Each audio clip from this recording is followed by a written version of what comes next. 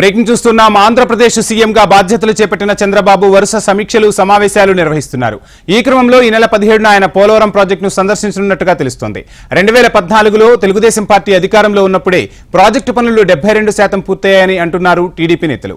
ఆ తర్వాత గడిచిన 5 ఏళ్లలో 10% పనులు కూడా పూర్తి చేయలేదని విమర్శలు గుప్పిస్తున్నారు. అయితే 2014లో టీడీపీ అధికారంలో ఉన్నప్పుడు పోలవరం ప్రాజెక్టుపై ప్రతి సోమవారం అధికారులతో రివ్యూ చేసేవారు చంద్రబాబు. ఇప్పుడు అదే తరహాలో పర్యవేక్షించాలని కీలక నిర్ణయం తీసుకున్నట్టుగా తెలుస్తోంది. పోలవరం ప్రాజెక్టు నిర్మాణ పనులు శరవేగంగా ముందుకు సాగాలని జలవనరుల శాఖ అధికారులకు సూచించారు బాబు. రాష్ట్రంలోని మిగతా ఇరిగేషన్ ప్రాజెక్టులపై అధికారులు ఖచ్చితంగా దృష్టి సారించి పనులు వెంటనే పూర్తి చేయాలని ఆదేశించారు ఆంధ్రప్రదేశ్ సీఎం చంద్రబాబు.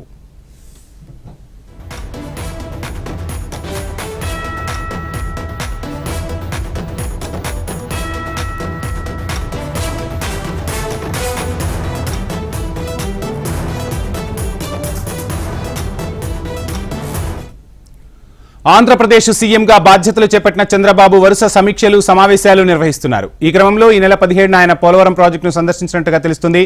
ఇదే అంశానికి సంబంధించి ఓవరాల్ డీటెయిల్స్ అందించేందుకు మా ఆంధ్రప్రదేశ్ కోఆర్డినేటర్ రాజేష్ జాయిన్ అవుతున్నారు. రాజేష్, చూస్తున్నాం గతంలో తెలుగుదేశం అధికారంలో ఉన్నప్పుడు సోమవారాన్ని పోలవరంగా మార్చారు చంద్రబాబు. ప్రతి సోమవారం కూడా రివ్యూలు చేశారు. ప్రాజెక్టును శరవేగంగా పూర్తి చేయాలని కసరత్తులు కూడా చేశారు.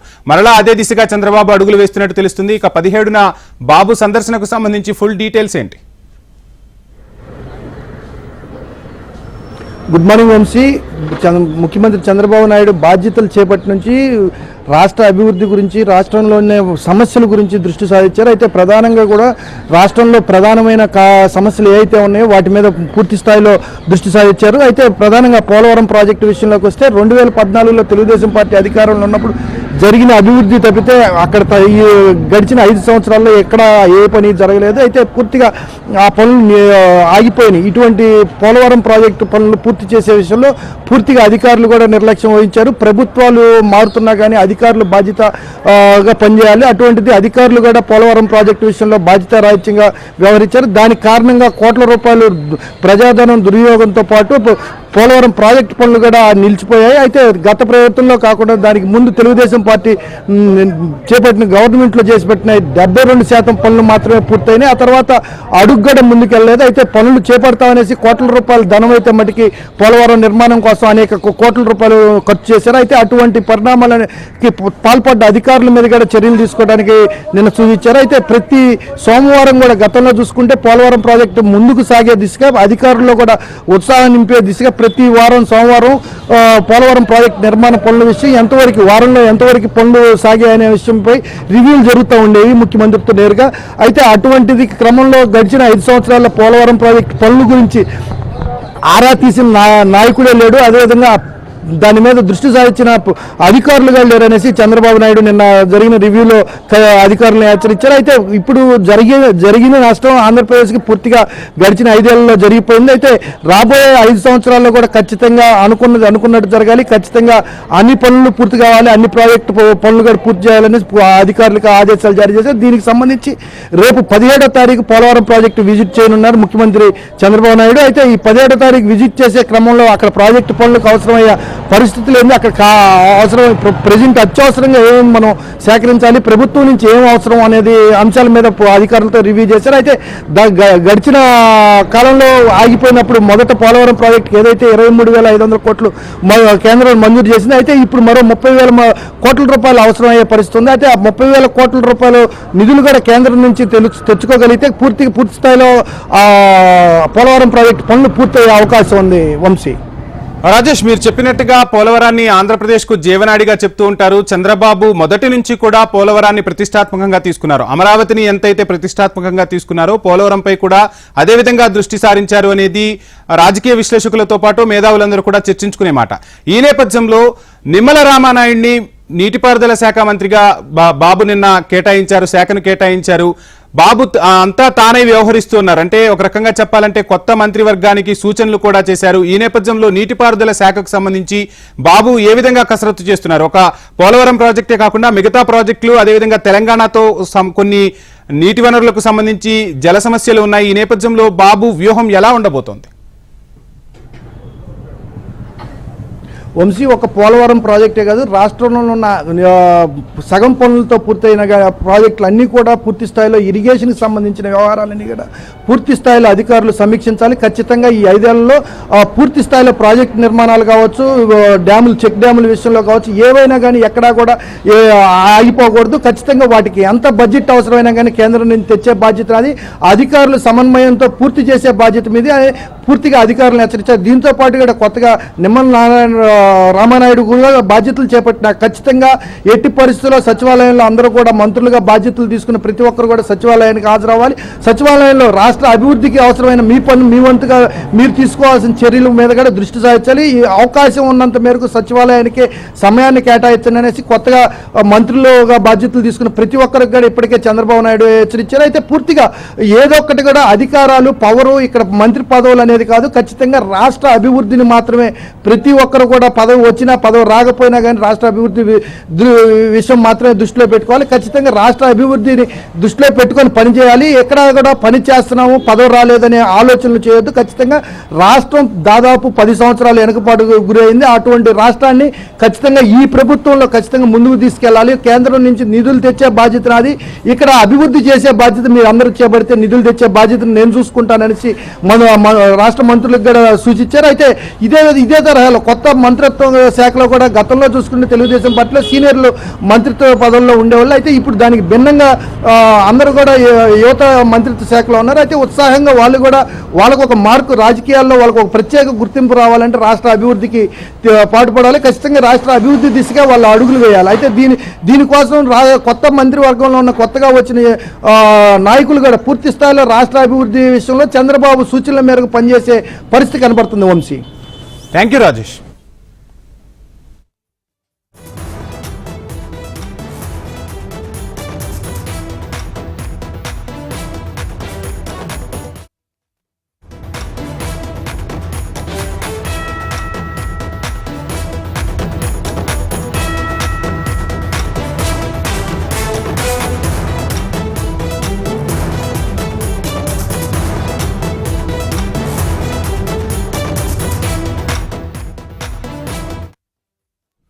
మరో బ్రేకింగ్ చూస్తున్నాం. ఆంధ్రప్రదేశ్ కేబినెట్ విస్తరణ పూర్తయింది. మంత్రులకు ఛాంబర్లు కేటాయించేందుకు జీఏడీ ఏర్పాట్లు పూర్తి చేసింది. ఇప్పటికే ఛాంబర్ కేటాయింపు పనుల్లో అధికారులు బిజీగా ఉన్నారు.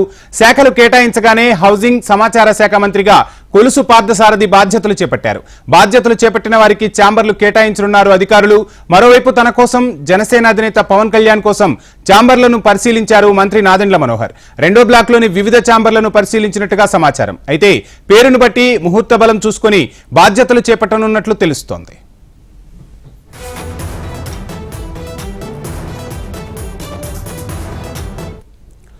ఆంధ్రప్రదేశ్ కేబినెట్ విస్తరణ పూర్తయింది. మంత్రులకు ఛాంబర్లు కేటాయించేందుకు జీఏడీ ఏర్పాట్లు పూర్తి చేసినట్టు తెలుస్తుంది. ఇక ఛాంబర్ల కేటాయింపుకు సంబంధించి ఓవరాల్ డీటెయిల్స్ మా ప్రతినిధి కాంతి అందిస్తారు. కాంతి. వంశీ, ఆంధ్రప్రదేశ్లో మంత్రులకు శాఖల కేటాయింపు తర్వాత ఛాంబర్ల కేటాయింపులో జీఏడీ అధికారులు ఉన్నారు. నిన్న మంత్రుల కేటాయింపు జరిగిన తర్వాత నిన్న ముహూర్త బలం బాగుండడంతో పార్థసారథి హౌసింగ్ అండ్ ఐఎన్పిఆర్ మినిస్టర్గా తన బాధ్యతలను నిన్న రాత్రి 5th బ్లాక్లోని ఛాంబర్లో తను తీసుకోవడం జరిగింది. అయితే మిగిలిన అధికారులు, నాయకులు అంతా కూడా ఎవరైతే మంత్రులుగా తీసుకున్నారో వారు ఛార్జ్ తీసుకున్న వారంతా కూడా తమ ఛాంబర్స్ని సెలెక్ట్ చేసుకుని వెళ్తున్న పనిలో ఉన్నారు. నిన్న ఏదైతే వైద్య ఆరోగ్య శాఖ మంత్రిగా పదవి సాధించినటువంటి సత్యకుమార్ కూడా సెక్రటేరియట్కి వచ్చి కొన్ని బ్లాక్స్లోని ఛాంబర్స్ను తను చూసుకుని వెళ్లారు. అయితే 5th బ్లాక్ కానీ 4th బ్లాక్లో కానీ తనకు ఛాంబర్ కేటాయించమని అధికారులకు తెలిపినట్లుగా తెలుస్తోంది. ఇదే విధంగా పవన్ కళ్యాణ్కు డిప్యూటీ సీఎంతో పాటుగా ఏదైతే పంచాయతీరాజ్ గ్రామీణాభివృద్ధి శాఖను కేటాయించడం జరిగింది. అలాగే నాదెండ్ల మనోహర్ ఇద్దరికి కూడా ఏదైతే ఛాంబర్లు సెలెక్ట్ చేసుకునేందుకు నిన్న నాదెండ్ల మనోహర్ కూడా సచివాలయానికి వచ్చి తమ ఛాంబర్స్కి సంబంధించినటువంటి వాటిని సెలెక్ట్ చేసుకుని వెళ్ళడం జరిగింది. అయితే ఉప ముఖ్యమంత్రి హోదాలో పవన్ కళ్యాణ్ 2వ బ్లాక్లో, 1st బ్లాక్లో చంద్రబాబు నాయుడు ముఖ్యమంత్రి ఉంటారు. తర్వాత 2nd బ్లాక్లో పవన్ కళ్యాణ్కు ఛాంబర్ సెలెక్ట్ చేసినట్లుగా తెలుస్తూ ఉంది. ఇక మిగిలిన మంత్రులంతా కూడా తమ పేరు బలానికి ముహూర్త బలానికి సంబంధించినటువంటి నిర్ణయాలు తీసుకున్న తర్వాత తమ ఏదైతే పదవి బాధ్యతలు అనేవి స్వీకరిస్తారు. అయితే ఛాంబర్లను ఎవరి పేర్లతోటి కేటాయించాలి అనే దానికి సంబంధించి GAD అధికారులకు ఇప్పటికే ఒక సమాచారం అందింది. ఈ సాయంత్రానికల్లా కూడా మొత్తంగా ఛాంబర్స్ అన్నింటినీ కూడా పేర్లతోటి సిద్ధం చేసేందుకు GAD అధికారులు అయితే ఇప్పటికే సన్నద్ధంగా ఉన్నట్లుగా తెలుస్తా ఉంది. మొత్తంగా మంత్రులుగా ఎవరైతే పదవి బాధ్యతలు తీసుకుంటారో వారందరికీ కూడా ఛాంబర్స్ ను సిద్ధం చేసే పనిలో అధికారులు సెక్రటేరియట్ అధికారులు ఉన్నారు.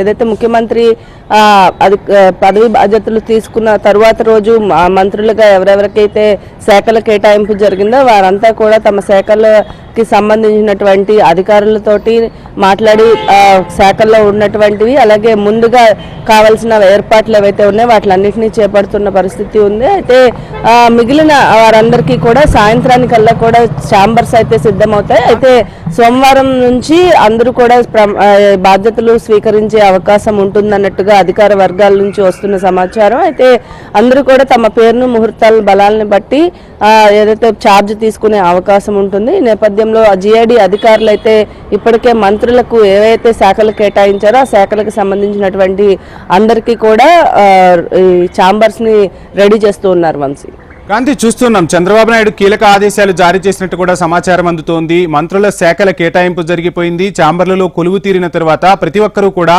ఉదయం 10 గంటల నుంచి సాయంత్రం 5 గంటల వరకు ఖచ్చితంగా అందుబాటులో ఉండాలి. ఆయా శాఖలపై సుదీర్ఘ కసరత్తు చేయాలి. ఆ శాఖలకు సంబంధించిన పూర్తి ఇన్ఫర్మేషన్ తెలుసుకోవాలని కూడా బాబు ఆదేశాలు జారీ చేసినట్టు తెలుస్తుంది. దీనికి సంబంధించి ఏమైనా అప్డేట్స్ ఏంటి?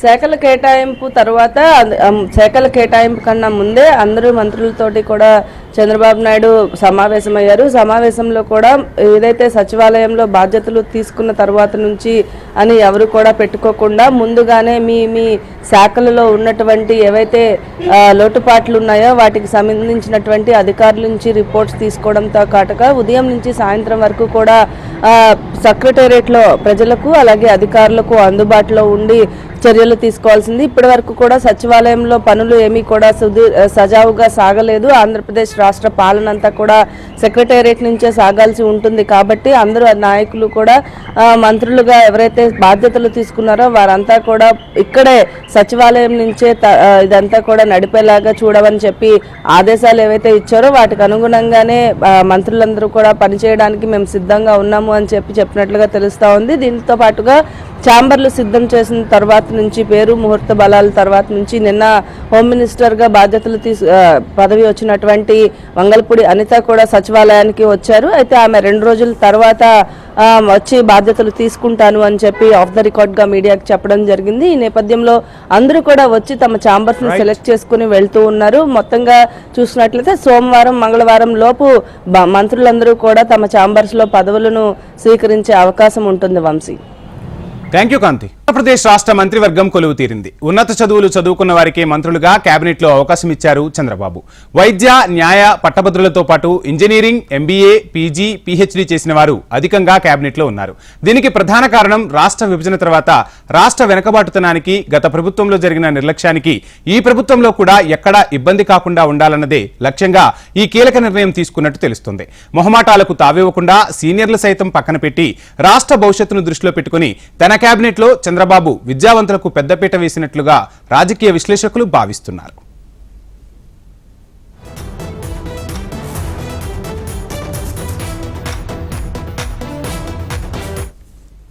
CM Nara Chandrababu Naidu MA economics చదివారు. జనసేన నుంచి మంత్రి అయిన కందుల దుర్గేష్ కు కూడా MA ఎకనామిక్స్ పూర్తి చేశారు. బీజేపీ నుంచి మంత్రి అయిన సత్యకుమార్ MA పొలిటికల్ సైన్స్ చేశారు. నారా లోకేష్ స్టాన్ఫోర్డ్ విశ్వవిద్యాలయంలో, TG భరత్ బ్రిటన్లో MBA చదివారు. కొండపల్లి శ్రీనివాస్ అమెరికాలో MS చేశారు. ఇక నాదెండ్ల మనోహర్, పయ్యావుల కేశవ్ ఇక్కడే వ్యాపార నిర్వహణలో మాస్టర్స్ చేశారు. గొట్టిపాటి రవికుమార్ ఇంజనీరింగ్ పూర్తి చేశారు. డోలా బాల వీరాంజనేయ స్వామి వైద్య విద్యను అభ్యసించారు. మండిపల్లి రాంప్రసాద్ రెడ్డి BDS చదువు మధ్యలో ఆపివేశారు. ఇక Nimmala Ramanaidu MA, MPhil, PhD చేసి డాక్టరేట్ అందుకున్నారు.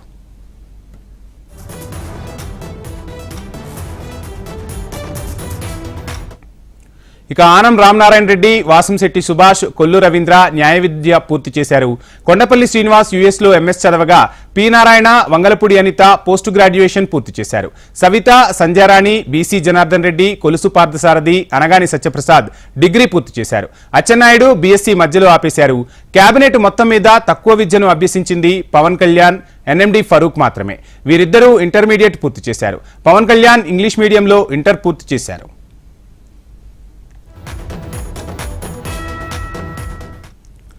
ఆంధ్రప్రదేశ్ కేబినెట్ కూర్పు పూర్తయింది. వారి సామర్థ్యాన్ని దృష్టిలో పెట్టుకుని సీఎం చంద్రబాబు ప్రమాణ స్వీకారం చేసిన పలువురు మంత్రులకు శాఖలు కేటాయించారు. బాధ్యతలు స్వీకరించడానికి మంత్రులు ముహూర్తాల వేటలో పడినట్టు తెలుస్తోంది. ఇక అందరి చూపు పవన్ కళ్యాణ్ బాధ్యతల స్వీకరణపైనే ఉంది.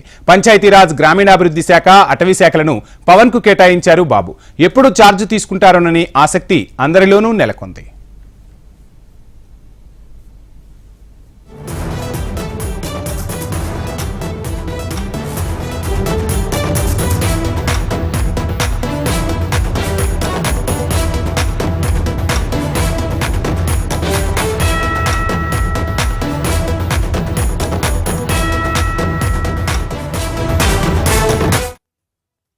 బిగ్ బ్రేకింగ్ చూస్తున్నాం. తిరుమల తిరుపతి దేవస్థానంలో సామాన్యులకు పెద్దపీట వేస్తామని ఆంధ్రప్రదేశ్ ముఖ్యమంత్రి నారా చంద్రబాబు నాయుడు ప్రకటించారు. వ్యాపారమయంగా మారిన తిరుమలను భక్తజన క్షేత్రంగా మార్చుతామంటూ సీఎం తిరుమలలో హామీ ఇచ్చారు. ఈ నేపథ్యంలో తిరుమలలో అనేక పరిణామాలు శరవేగంగా జరిగిపోతున్నాయి. రాష్ట్రంలో కూటమి ప్రభుత్వం అధికారంలోకి రాగానే తిరుమల తిరుపతి దేవస్థాన ఈవో ఏవి ధర్మారెడ్డిని బాధ్యతల నుంచి తప్పించి ఆయన అడిషనల్ ఈవో స్థాయికి పరిమితం చేశారు. ఇక రాష్ట్ర ఉన్నత విద్యాశాఖ ప్రిన్సిపల్ సెక్రటరీగా ఉన్న 1997 బ్యాచ్ కు చెందిన జె శ్యామలరావును తిరుమల తిరుపతి దేవస్థానం ఈవోగా నియమిస్తూ ఉత్తర్వులు జారీ చేశారు. ఇక నుంచి తిరుమలను వ్యాపారీకరణలో తగ్గిస్తామంటూ చేసిన ప్రకటనలు ఎంతవరకు సాధ్యమవుతాయో వేచి చూడాలి.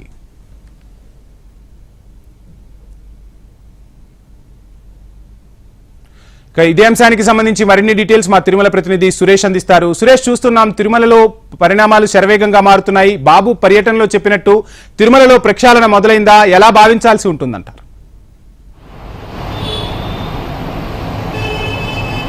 రైట్ వంశీ, ఏదైతే ఆంధ్రప్రదేశ్ ముఖ్యమంత్రిగా చంద్రబాబు నాయుడు ప్రమాణ స్వీకారం చేసిన తర్వాత మొదటి పర్యటన తిరుమల శ్రీవారిని దర్శించుకున్నారు. అనంతరం శ్రీవారిని దర్శించుకున్న గంట తర్వాత మీడియా సమావేశం ఏర్పాటు చేశారు. తిరుమల క్షేత్రం నుండే ప్రక్షాళన ప్రారంభించాల్సిందిగా ఆయన పేర్కొన్న తిరుమలలో చాలా వరస్ట్గా తయారైంది.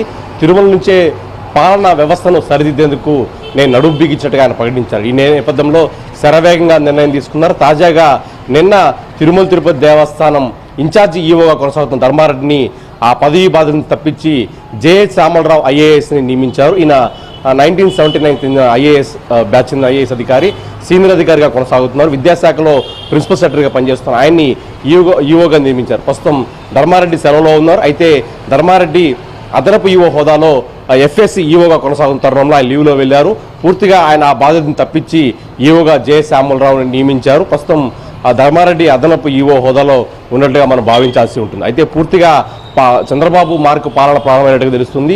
పూర్తిగా వ్యవస్థను చక్కదిద్దే పనిలో చంద్రబాబు ఉన్నారు. తిరుమల నుంచే అధికారం చేపట్టిన తర్వాత తిరుమల నుంచే మొదట బదిలీ వేయడం జరిగింది. అయితే పూర్తి స్థాయిలో గత సంవత్సరంన్నరగా తిరుమల తిరుపతి దేవస్థానం ఎఫ్ఎస్సి ఈవోగా కొనసాగుతున్న ధర్మారెడ్డిని బాధ్యతను తప్పించి జె శ్యామలరావుని నియమించారు. దీని మీద ఎన్డీఏ కూటమి నేతలు హర్షం వ్యక్తం చేస్తున్నారు. తిరుమలలో జరిగిన అక్రమాలపైన, అలాగే పూర్తి స్థాయిలో శ్రీవారి నిధుల మీద దర్యాప్తు చేయాల్సిందిగా ఎన్డీఏ కూటమి నేతలు డిమాండ్ చేస్తున్నారు. పూర్తిగా ఆ రకంగా తిరుమల క్షేత్రాన్ని సామాన్య భక్తులకి పెద్దపీట వేసే దిశగా తిరుమల సామాన్య భక్తులు క్యూరీలో వేచి ఉన్నప్పుడు అన్నపాలు నిరంతరం అందించే విధంగా పూర్తిగా పాలన మారాల దిశగా చంద్రబాబు ఆదేశాలు జారీ చేసిన పరిస్థితి. మరో 2 రోజుల్లో జె శ్యామలరావు ఈవోగా బాధ్యతలు స్వీకరించబోతున్నారు. వంశీ, చూస్తున్నాం తిరుమలలో వ్యాపార ధోరణి పెరిగిందని భక్తుల నుంచి కూడా పెద్ద ఎత్తున మాటలు వినిపించాయి. భక్తుల సౌకర్యాలు పెంచేందుకు ఈ ప్రస్తుత ప్రభుత్వం ఎలాంటి ప్రణాళికలు రూపొందించబోతోంది? రైట్ వంశీ, మీరు అన్నట్టుగానే తిరుమలలో స్వామివారి దర్శన వేళల్లో మార్పులు తీసుకొచ్చారు. విఐపీలను ఉదయం 10 గంటలకు అనుమతిస్తూ సామాన్య భక్తులకి అనుమతించే దిశగా చర్యలు తీసుకున్నారు. ఆ రకంగా ఎక్కువ సమయం వేచి ఉండాల్సి వస్తుంది, అవసరం ఉందని భక్తులు విడతవారిగా ఫిర్యాదు అందించిన నేపథ్యంలో విఐపీ సమయ పాలనలో టైం మార్పు దిశగా, అలాగే శ్రీవారి నిధులపైన అక్రమాలు జరిగాయి, అలాగే వసతి నిర్మాణం పేరుతో కొన్ని బిల్డింగ్స్ కూల్చివేసి కమిషన్కు ఎక్కువ కాంట్రాక్టులకు ఇచ్చారని చెప్పి ఆరోపణల నేపథ్యంలో ఆ రకంగా విచారణ చేయాలనే డిమాండ్ కూడా బీజేపీ నేతలు వ్యక్తం చేస్తున్నారు. అయితే క్యూలైన్లో వేచి ఉన్న భక్తులకు నిరంతరంగా అన్నపానాలు గతంలో అందించేవాళ్ళు ఇప్పుడు అందించట్లేదని ఫిర్యాదు అందుతున్న సమయంలో పూర్తిగా ఆ దిశగా చర్యలు తీసుకోవాలి. అందుకే సోమవారం దర్శనకు వచ్చే సమయంలో 10 నుంచి 15 గంటల నుంచి 20 గంటల దాకా వేచి ఉండే అవసరం ఉంటుంది. ప్రతినిత్యం కూడా సోమవారికి 60 నుంచి 70,000 మంది భక్తులు వస్తున్న నేపథ్యంలో పూర్తిగా ఆ రకంగా క్యూలోనే వేచి ఉన్న భక్తులకు నిరంతరంగా అన్నపాన్ని అందించాల్సిన అవసరం ఉంది. అయితే ఆ దిశగా అడుగులు వేయాలని సామాన్య భక్తులు కోరుతున్నారు. మరోపక్క శ్రీవారి ప్రసాదం అత్యంతంగా సోమవారికి ఇష్టంగా తీసిపెట్టే లడ్డు ప్రసాదం కూడా నాణ్యత లోపించిందని భక్తులు వాపోతున్నారు. ఆ రకంగా కూడా దృష్టి పెట్టాలని చెప్పి భక్తులు డిమాండ్ చేస్తున్నారు. పూర్తిగా పాలన పరంగా కావచ్చు, పూర్తి స్థాయిలో మార్పులు తీసుకురావాలి. శ్రీవారి నిధులు కావచ్చు, అలాగే వసతి పునర్నిర్మాణంలో పూర్తి స్థాయిలో కూడా విచారణ జరిపించాలని భక్తుల వరకు డిమాండ్ చేస్తున్నారు. Thank you Suresh. ఇవి ఇప్పటి వరకు ఉన్న మార్నింగ్ ప్రైమ్ టైం అప్డేట్స్. చూస్తూనే ఉండండి హెచ్ఎం టీవీ. వార్త ఆగదు, నిజం దాగదు.